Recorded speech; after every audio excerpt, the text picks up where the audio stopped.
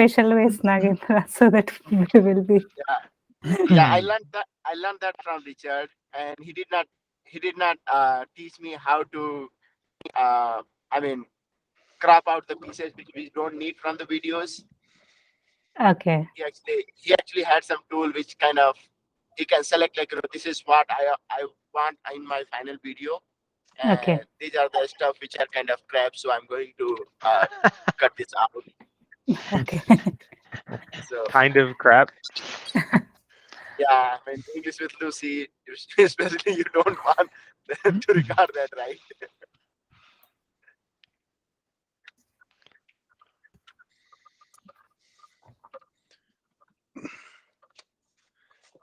Okay, so I'm still on Lincoln.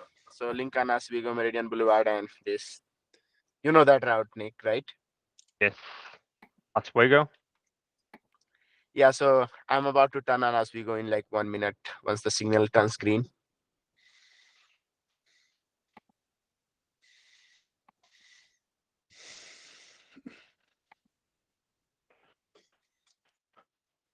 So at least we can get started, and once I reach office, then we can start working on real thing. All right, so let's talk about what Active Directory Bridge is. So we will start by doing a little introduction. Heading 1. So Active Directory Bridge is known as many names, right? So name here. I will even do this. We will make this a heading 2. So just the name itself. There are many names for Active Directory Bridge. So current name equals, you guys can see this, right? Yeah. So current name is Beyond Trust AD Bridge, right? AD stands for Active Directory. Former names.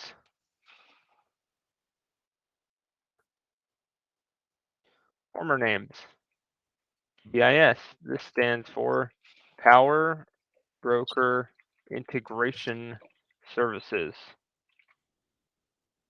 This name is used all over the place. Still used by the team, by the vendor, and a lot of the commands still reference PBIS.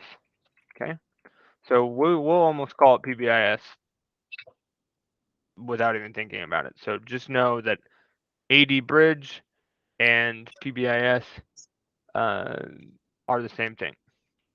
The other name it used to have is Likewise Identity Services. Identity Services. Okay, so if you see Likewise anywhere, Beyond Trust purchased Likewise, use their product, right? So that's where that comes from. Like if you see, for example, LSAS is a service, this is something to do with Likewise, right? So they never changed the service name Likewise, right? So LSAS, And there is the L. and there is also LWSMD likewise service manager.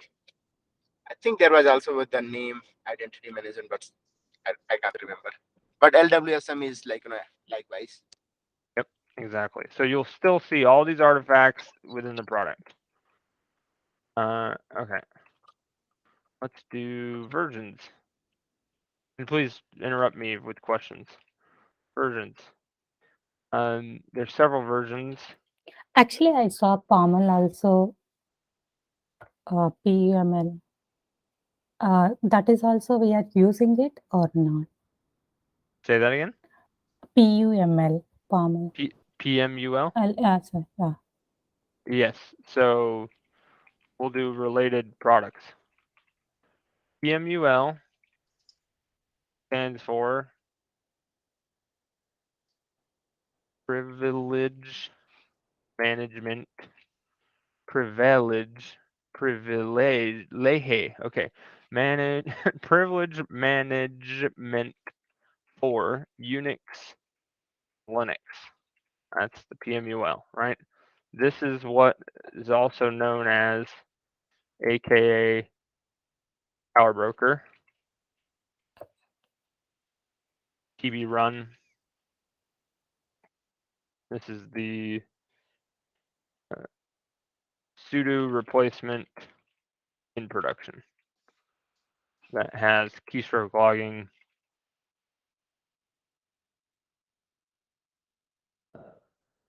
for PCI. Okay, so that's what PMUL is, and yes, we do own it, but it's a sister product to this. It's not something we use. And then there's the password safe, right?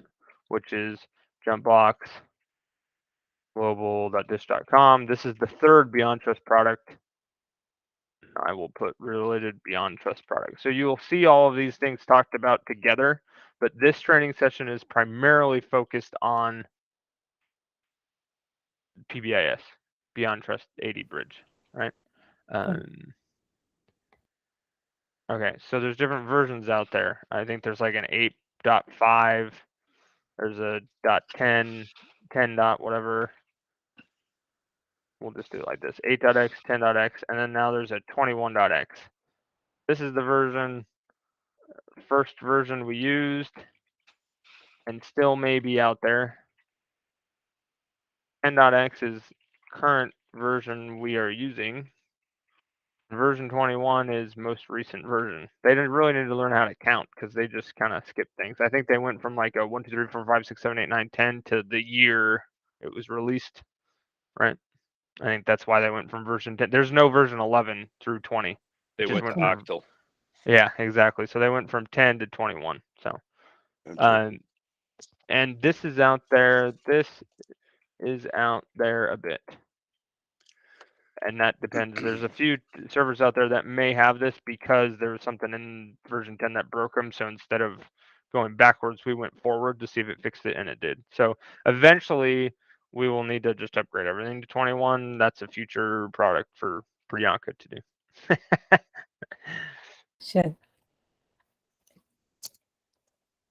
I don't know. I think version 10 is still in support because version 21 like just came out mid to late last year. Still supported. Out of support, and we'll need to upgrade to this eventually. Okay. Okay, so let's talk about the purpose of this product. Any questions so far? Okay. Purpose. Non-trust AD bridge is used to integrate Linux authentication with Active Directory. And it's simple. Right?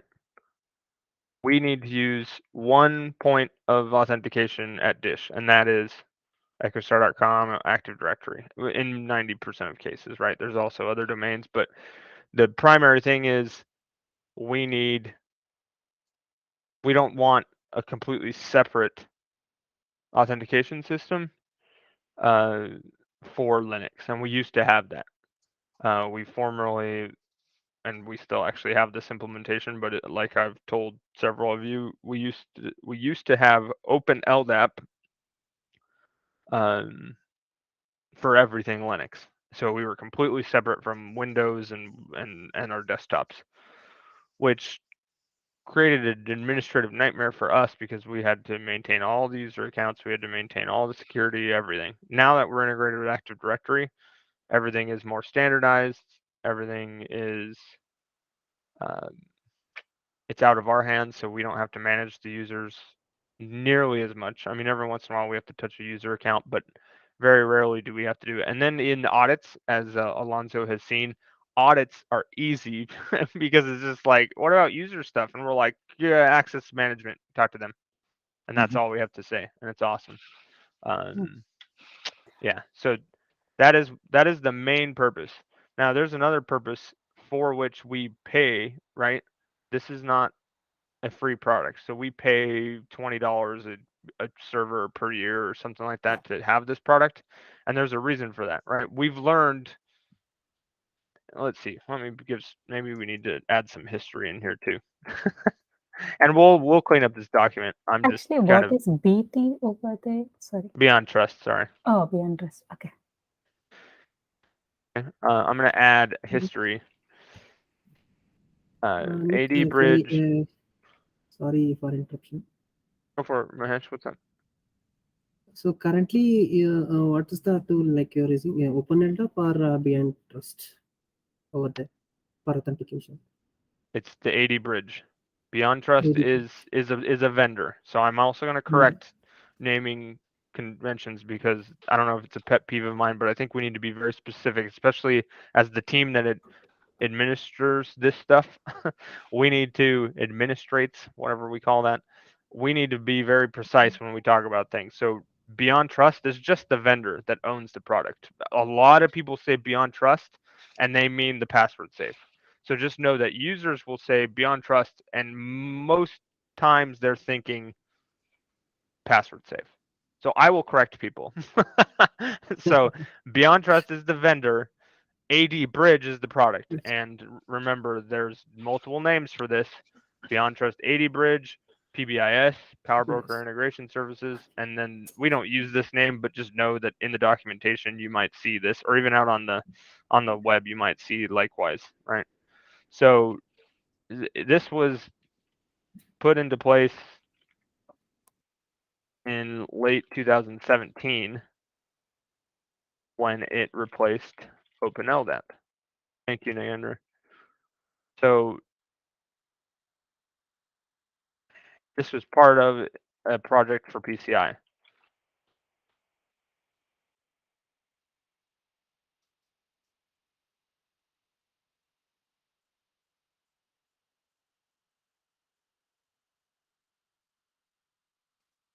Okay, so it was brought in with the password safe. Now, the password safe needs to know the authentication system of the endpoint for it to work. And the project team in 2017 was very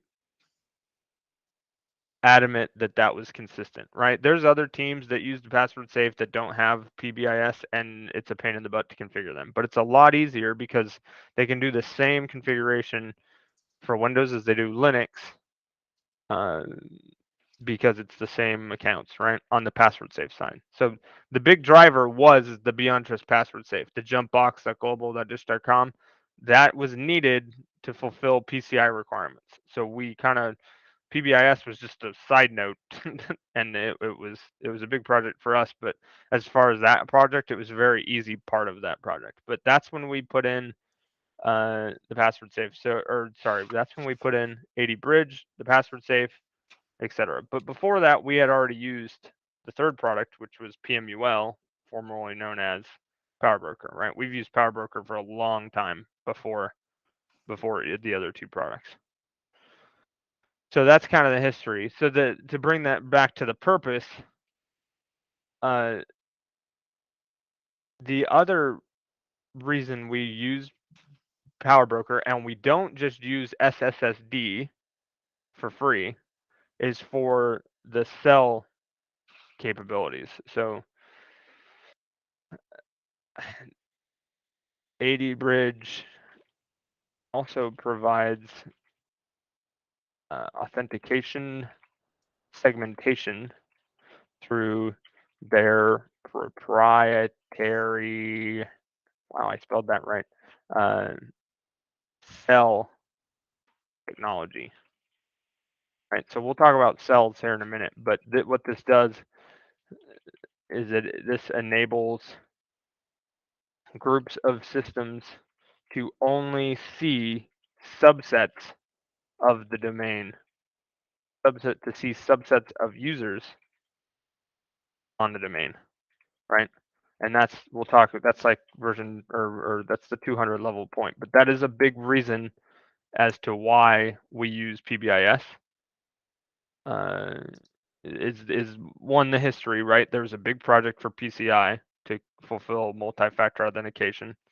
And then also the cell technology enables us to essentially segment off the entire PCI environment so that nobody knows the password to their account without having to have two different accounts from the Linux eyes, right? We can maintain consistent UIDs, home directories, and other attributes. Also allows multiple accounts in AD to share Linux attributes between cells. Okay. Again, we'll talk about that more, but I want to make the purpose clear as we pay for this product for a very specific reason, and that's this piece right here. Okay. And I will explain that here shortly. So that's the history. There's the versions. There's the names. And it can be very confusing, which is why I'm spelling this out very specifically. The names, the history of the names, the history to why we use the product, the versions that are out there. Yeah. What questions do you guys have? Did you guys get this stuff implemented on the echostar.com stuff? The what is now called Dish Technologies, all of those people. Inverness, call it. No.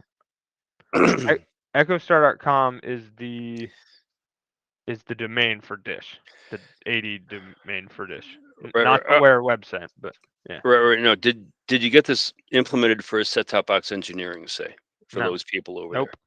They weren't even part of Dish in 2017. So. there? Okay, that was just my question. Yep. They self-manage all their stuff. They don't want us to touch their stuff. We'll put it that way. Yeah, exactly. So, yep. What other questions?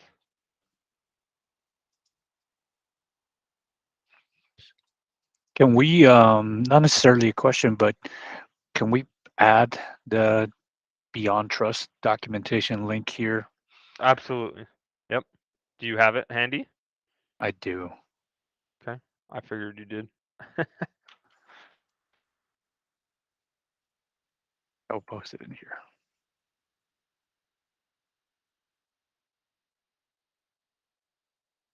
Thank you, sir. And we actually know the guy who wrote all this documentation. He's a very interesting fellow. And anytime I read it, it's read to me in his voice, his very condescending voice. But it's pretty funny. We had a professional services engagement as part of this 2017 kickoff and everything, and the guy who wrote a lot of their documentation was the guy who came. I think I even still have his card. Rabak. Yep. See, you know who I'm talking about.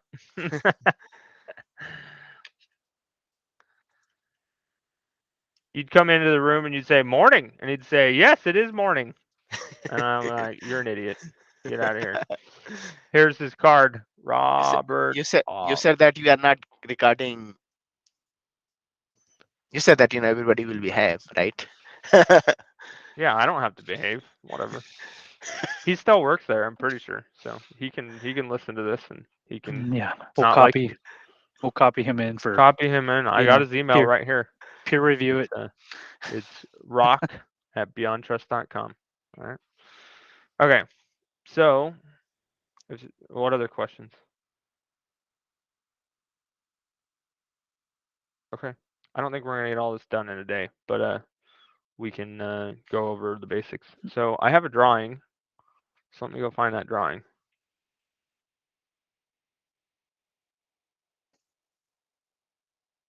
It kind of goes through.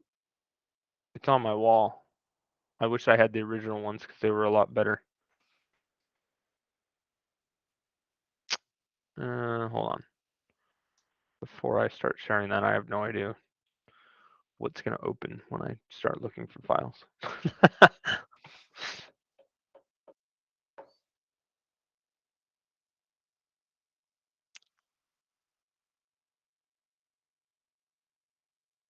PCI admin hosts, Cortex.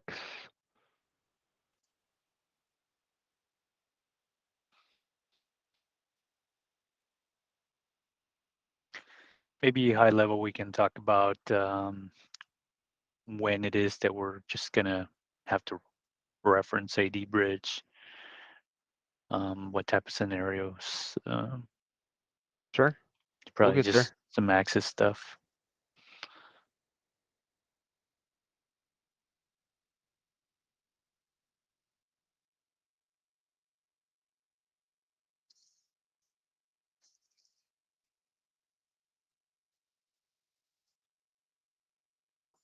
Man, this is there's a lot of documents here. One might be the one that's named in untitled, huh? Testing.draw.io. Here's a good document. I think I actually made this and submitted it to what were we doing? We needed something for the desktop project, and the form wouldn't let us submit it in ServiceNow unless you had a diagram. So Oh, really? so I What drew you this doing? so I drew this diagram and said and put and literally attached it to it. I don't know if the Google team ever commented on it though. Absolute waste of talent. It's an interesting requirement, though. Yeah, it was like, you want me to draw a diagram for the thing that we need? It's pretty simple. You guys are blocking us to be able to log into our Google accounts through GNOME, I think. It's still that way for us in the field. Linux desktop architecture, Linux open LDAP architecture, Linux power broker architecture. Oof. None of those were it. PCI admin hosts.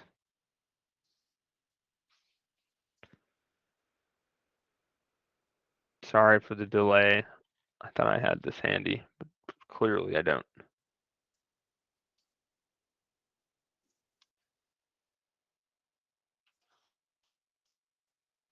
Maybe I moved it into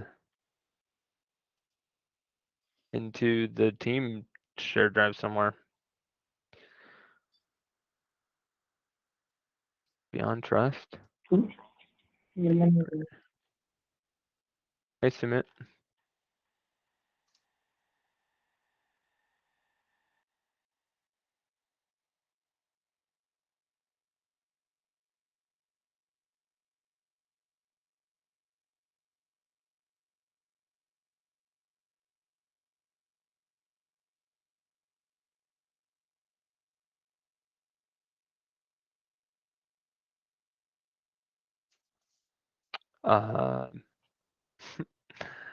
Do you guys know what document I'm talking about? It's the one with the domains and. Can you repeat that? I was not paying full attention. What document? Whoa, we have a lot of documents in our document share. I'm looking for the drawing that I drew that showed the domains. I had it up on my screen recently, I swear. With the cells, or yeah, with the cells. It explains all the cell stuff. yeah, it's right here. Where is it? It's in the IT Infra LSA training, new hire training. Okay, that's where I moved it then. Training.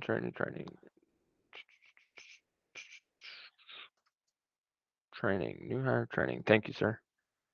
Mhm. Dish Linux environments? No. PBIS cells. There it is. All right, sorry about that. Okay, so let's talk about the cells and just how it works. Okay, there's the triangles are the standard diagram notation for a domain in Active Directory. So the triangle echostar.com represents all the computers, all the servers, all the users, all the service accounts that exist at Dish, all of them, everything. So PBIS, what it does is it allows you to build these things called cells, which are essentially just subsets of the domain. So a Linux server that corresponds to the default cell can only see users that correspond to the default cell. And if they don't correspond to any cell, they just don't exist. If they correspond to another cell and only another cell, they don't exist as far as that server knows. So PM2 ADML01, that sits in the default cell. So only users that are configured in this cell are visible to it. So when this thing integrates to Active Directory, it's only seeing members of its own cell. Okay, we'll talk about how to do that at another time probably, but It's more this conceptual thing of cells. So there's other cells, and you can have as many of these as you want, but we only have really two. I think we have a third one. It's called RDE instead of CDE, but it was some testing thing that me and Polly were doing that I don't even think we need anymore. So it's for our purposes, we only have two cells. Default, which is just built in. This is what everyone that gets a .admin account is built into this cell automatically. Okay, and in fact, everyone that gets any account now is actually built into this cell, because the attributes on the default on the cell use the default attributes on the user and group accounts. Named cells, so anything not default cell, they're called named cells. They are actual, the attributes for that user are actually stored on a completely different object in Active Directory. They're not stored on the username itself. So, but PBIS, Active Directory Bridge, it knows what to do to get this when it's in a named cell.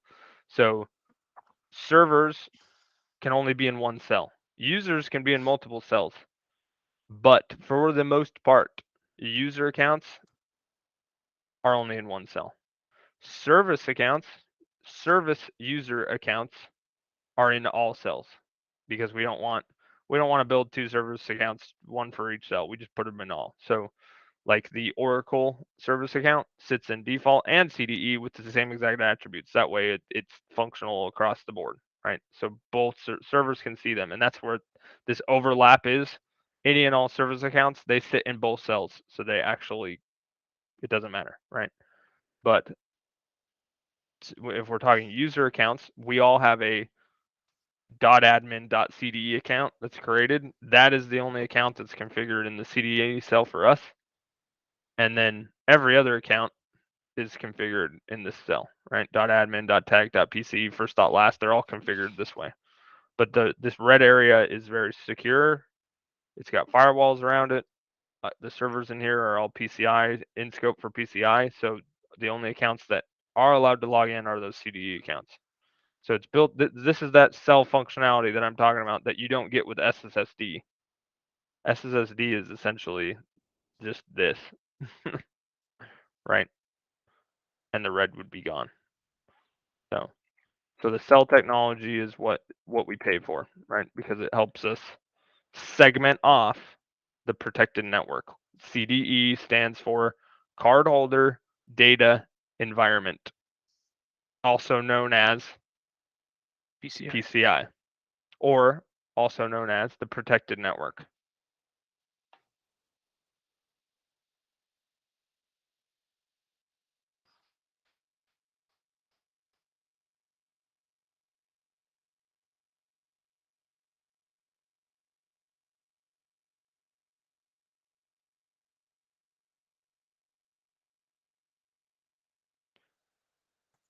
All right.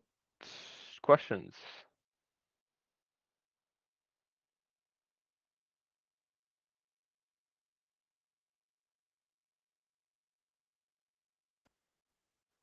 I think good. Okay. Great. So yeah, I really like that drawing because it helps explain certain things. So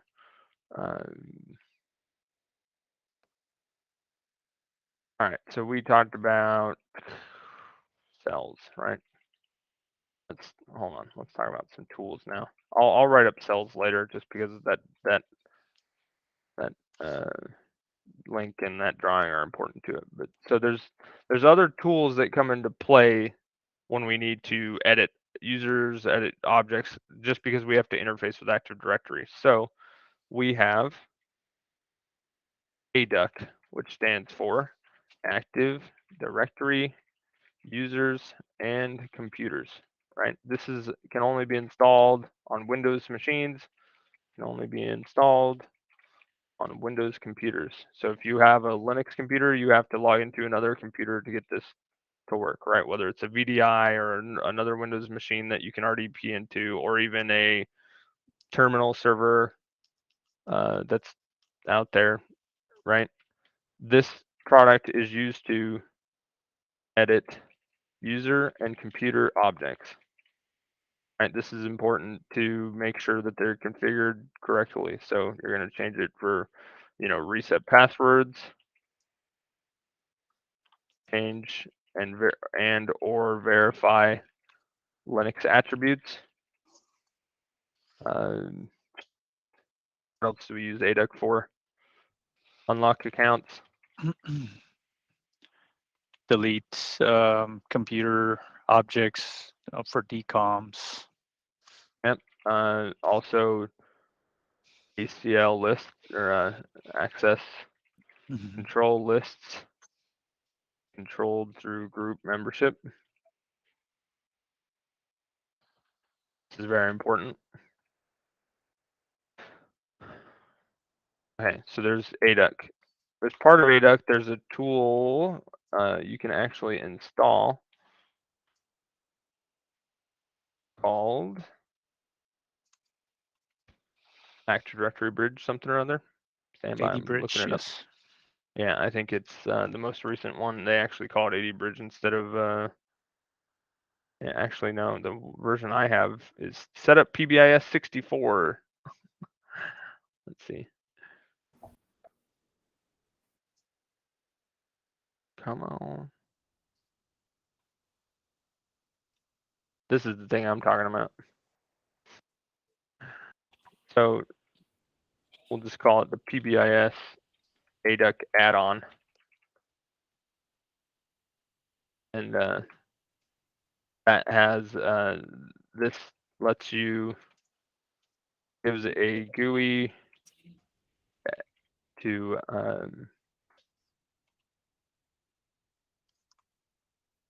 for editing Linux attributes. Okay, we've talked a lot about Linux attributes. Those are the two main tools I think we use for ADUC. There's also PBIS commands on client servers. So anything that has PBIS on it, you have PBIS status, PBIS ACL, those are used a lot. PBIS find user by name -- level 2 user Oracle ID. Right? This will give tons of information about the user. Okay, so let's talk about these. General status of the client, right? Version Domain number. Man, there's, yep. Is that another command, or are you saying PBIS status will show you what domain you're joined to? No, that's another command. Yep. That's a script, right? You're talking about the script, or are you talking about the actual PBIS? Well, there is an actual PBIS yeah. domain, John. I'm just thinking out loud there. Yeah. So there's, I can't remember the syntax, but there's a join domain command. We'll get to come back and leave domain command. There's several other, there's tons of commands. There's like 30 of them, but these ones, these three are probably the ones you'll use the most. It's going to tell you a lot of stuff, uptime, etc. PBIS ACL access control list. That's going to give you all the Active Directory groups that have logon rights to the server. Provides detailed user information as lockout status, logon rights restrictions, etc. Again, and we'll probably do a lot more show and tell with this, but I wanted this to be extremely basic first. So we'll have a version 2. Maybe we can do it later this afternoon. I know we got a lot of time today. Join domain, leave domain, we can go over those later as well. So let's talk about attributes. Linux attributes.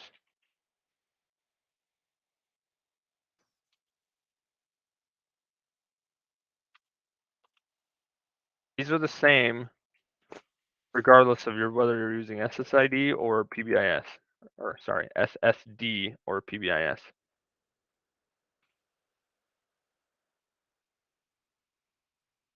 I'm gonna pull up another document because it already explains all this. Linux desktop user configuration.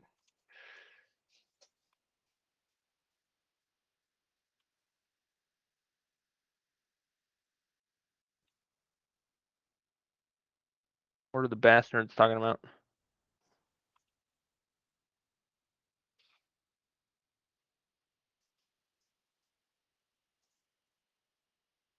Okay, so in this document, there's already a very detailed explanation for what all these attributes are. So I'm going to steal that and put it over here.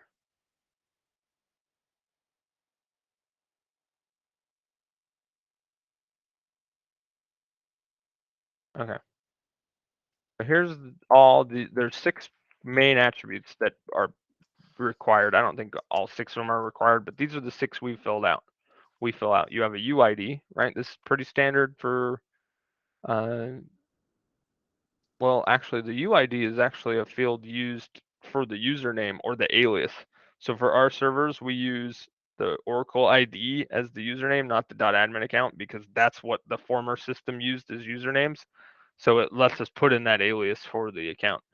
So UID holds the name of the account. And some of these defaults, so default for servers is actually going to be Oracle ID.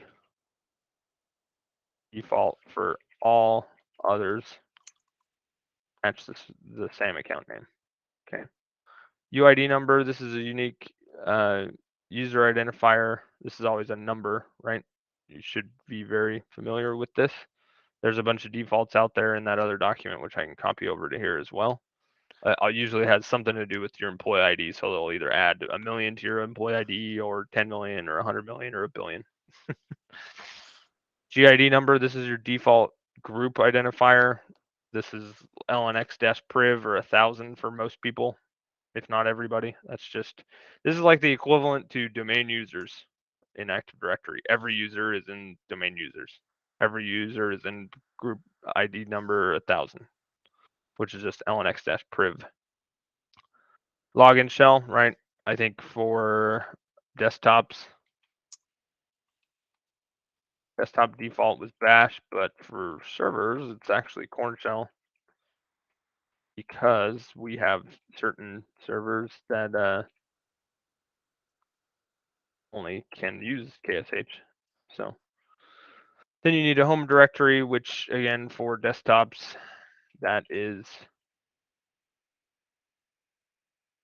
home/username, and that's going to be local to the system. And then server default is going to be users MIS Oracle ID, which is again that username. And then Geckos is just an optional field that has more descriptors for the user. I can't remember what we're doing for this because, for desktops, we're doing the display name. So it'll actually say Nicholas.Peterson, or I think this even changed for desktops to be more like the display name. So Nicholas space Peterson, I think is what is by default now, because that's what access management wanted to automatically populate. So those are the attributes. Anytime we're talking about, hey, there's Linux attributes that Active Directory stores and has to store for this to work, these are the 6 we're talking about. You can edit the 6 several different ways, which we're going to go into in the next version of this session. But yeah. What questions do you have?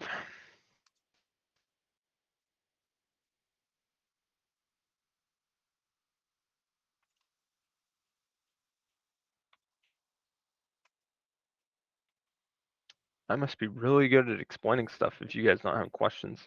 Yeah. You are. Okay. I'm trying to keep this really basic and really simple. And that's kind of why I'm just writing it out on the screen so that it is very clear. And it's Yes. probably really tedious and really annoying, but this is very important stuff for everybody to understand. Not just Priyanka as the default or as the primary POC for this, but I think everybody has to understand this stuff because any one of us could be called at any point to come troubleshoot something related here.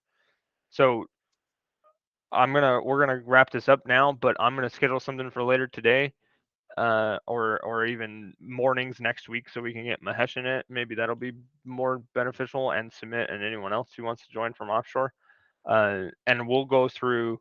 Okay, what does a user look like in Active Directory? What does a group look like in Active Directory? What does a server look like in Active Directory? What do the OUs mean? When we'll start going through, I'm just going to walk through what everything looks like in Active Directory. Then we'll probably have another session that's like, okay, what common problems do we see? Or maybe we'll go to the server side and look at all those commands I was talking about. So those are things to come. So I'll keep scheduling training sessions until we get through all this content. But again, hopefully this has been helpful. Nagendra, you can stop your recording now. Okay, done? Yep, So we're thank done. you. See ya.